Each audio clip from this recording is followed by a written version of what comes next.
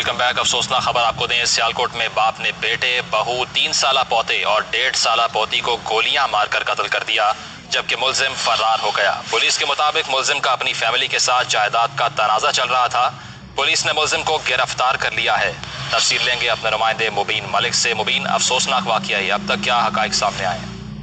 देखिए, अब तक जो पुलिस के मुताबिक ये जो मुलजिम था इसको तो गिरफ्तार कर लिया गया है। ये वाकया जो है ये थाना मुतला का इलाका है, कोटली कोकिया यहाँ पर पेश है, जहाँ पर बशारत इकबाल नामी शख्स ने जो है ना वो जायदाद के तनाजे के ऊपर फायरिंग करके अपने बेटे, बहू और पोते और पोती को कत्ल कर दिया और मौके से फरार हो गया था। ताहम पुलिस ने जदीद टेक्नोलॉजी की मदद से मुलजिम को फरार होते हुए डिस्ट्रिक्ट के रूप से गिरफ्तार कर लिया है और इसकी चीज की जो है वो बाकायदा तस्दीक डीपीओ सियालकोट ने कर दी है। डीपीओ सियालकोट अब्दुल गफ्फार कासरानी के साथ जब मेरी बात हुई तो उनका कहना था कि मुलजिम ने कुछ अर्सा कबल जो है वो दूसरी शादी की थी, जिसके बाद से उसका अपनी फैमिली और बच्चों के साथ जो है वो जायदाद और दीगर घरेलू तनाजों के ऊपर जो है वो तनाजा चल रहा था, जो कि आहिस्ता आहिस्ता शिद्दत इख्तियार कर रहा था। तो आज सुबह जो है वो मुलजिम ने पहले सबसे जो है वो अपने घर के बिल्कुल करीब ही अपने बेटे अदनान को फायरिंग करके कत्ल किया। उसके बाद वो अदनान के घर के अंदर दाखिल हुआ और अपनी बहू और अपनी 1.5 साला पोती और 3 साला पोते को कत्ल कर दिया था।